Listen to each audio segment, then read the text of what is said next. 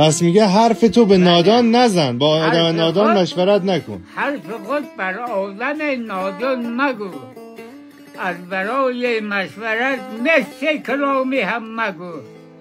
چون که نادر یک کلام بر آدم نادان بگفت، اون شجاعت، اون شهامت، اون همه از دست رفت. هر دو چشم نوجوانش را کشید از رفتن، چشم مردم را کشید غوغای محشر کرد و رفت. چارلی مغلیم کشور تکه شد برفت.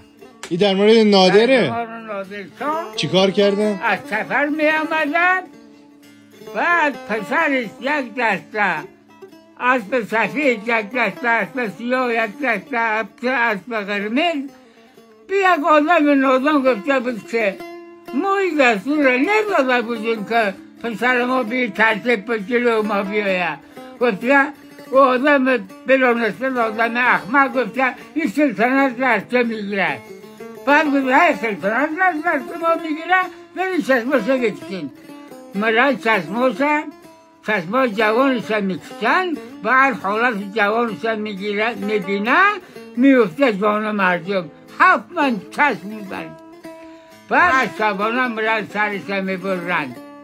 چارنی مغلیل کشور تکه شد برفت.